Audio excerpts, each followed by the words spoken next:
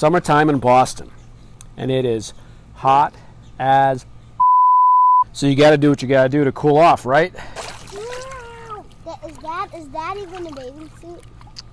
It's my summer flannel. So if you are a beginner at bonsai like I am, most of your energy is dedicated to growing your collection. I'd say the preferred method for most of us is to go out and collect your trees from yards, from forests, wherever you can. I guess the pros would call that yamadori. And we've done our fair share of that. We go out and we collect stuff, throw it in the Jeep, get stuff from people's yards. Daddy, you're not talking to anyone. I am. I'm talking to everyone. I have like not a lot of subscribers. The other thing that you can do, you can start trees from seed, but that takes forever. And though I have collected some seedlings, I haven't started any bonsai from seed on purpose. What I have done is tried air layering, and I'll give you an update on that in a follow-up video. But today we're going to talk about our cutting experiment. So let's take a look. But first things first, just a few notes on cuttings in general. So there's two basic types of cuttings. There's hardwood and softwood cuttings. Some trees root really well from hardwood cuttings, and by hardwood I mean lignified, second-year growth or older. And some trees root only from softwood cuttings, i.e. cuttings taken from the growth from that current growing season, so supple, new growth. Since I don't know or care or have time to figure out which method works well on the species that I'm trying to propagate, I'm just going to go ahead and do what I want and call it an experiment. To that point, here's the species that I'd like to try to root from cuttings. So we're going to be doing my Dawn Redwood. The buds are just about to pop. Ninebark bush, which is one of my favorite bushes. Yellowish red now. They turn a yellowish green when they pop out. Such a cool bush. I mean, I would dig this out of the ground in a heartbeat if I didn't like it in the garden so much. Either dwarf or Japanese larch in the garden. I have no idea what this is, but I know it's a larch. Buds just about ready to pop. So basically what I did was I collected the cuttings of all sizes and shapes from each one of these plants in my yard. I varied my selections from everything that was pretty thin to not so thin. I dropped them all in water while I worked and just let them soak for a good 15 minutes. But when I had about 1 trillion cuttings, I put the kids to work filling up the container with sand from their sandbox. I must mention that this container is not any old container. This is actually a brand name grow box with a water reservoir at the bottom that allows moisture to wick up into the growing media. Which, I'm honestly not sure if that's a good thing for rooting cuttings or not. But I do know that high ambient humidity is a good thing for rooting cuttings, so it should at least help with that. More importantly, it's the only container of this size that I have, so whatever, Anyway, so we leveled up the sand out nicey, and I just started plugging away in it. Having read that larches are way more difficult to root from cuttings, I did way more of those than anything else. I then gave it a good drink with the hopes that all the moisture that would be retained in the reservoir, and therefore the sand, would keep the humidity high in the container. I also misted it before I covered it up. Here you can see the overflow for the reservoir so that the water level always remains constant. After a good drink, I covered the whole thing in plastic to create a greenhouse effect and to keep the humidity within the container as close to 100% as possible. I tied the plastic with twine but ended up replacing the twine with an elastic later to make it easier for me to take off the plastic and check on and also mist the cuttings. So now begins the long drawn-out montage portion of the video. I'll show the progress of the cuttings from April to early August. Grab a beverage and enjoy! I'll shut up for a minute.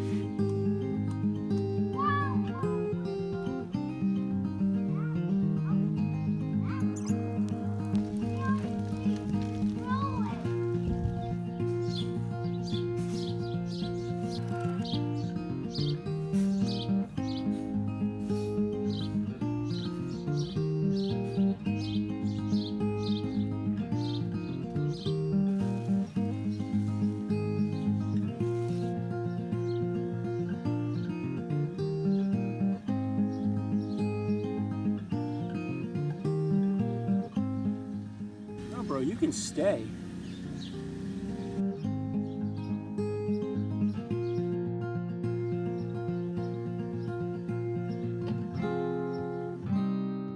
Okay, so here we are in August, and it's clear that some of the cuttings are at least still alive. So me being me, the idiot that I am, I just had to know. Are there roots?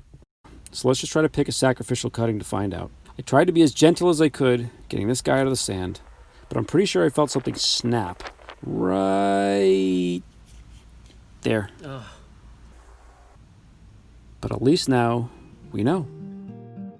So to pot it up, I mixed some actual compost, not what Sid Pavey and other British people would call compost, but actual compost made from leaves and food scraps and all that junk. And I mixed it with the usual perlite and floor dry. I know Dawn redwoods like their feet wet and their roots damp all the time. They don't mind growing in boggy areas. And since this guy had such little roots anyway, I wanted the soil to have high water retention value. And I was out of peat moss, so I figured this was the next best thing. I even made sure I stole some moss from my moss propagation pots to ensure that the soil stayed moist. I put the whole thing in a non-draining pot, misted it, and wrapped it all with a trash bag. Is this overkill? If you think so, go ahead and let me know in the comments. It's easy enough for me to let this guy breathe and take the whole plastic thing off. I'm just trying to play it safe, like an overprotective parent. Where the top goes, Dad? Where the top go, Dad. So hopefully that will survive.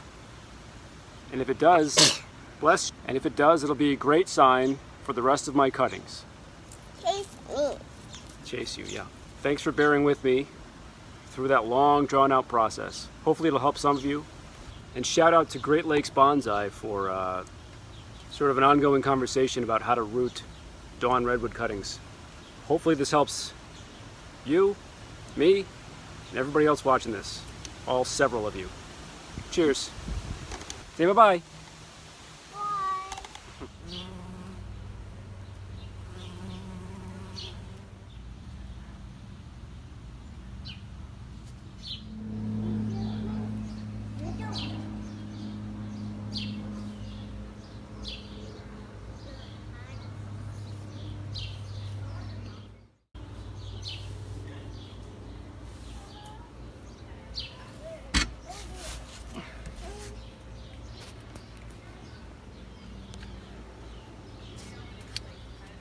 Yeah, he's on the phone. Cheers.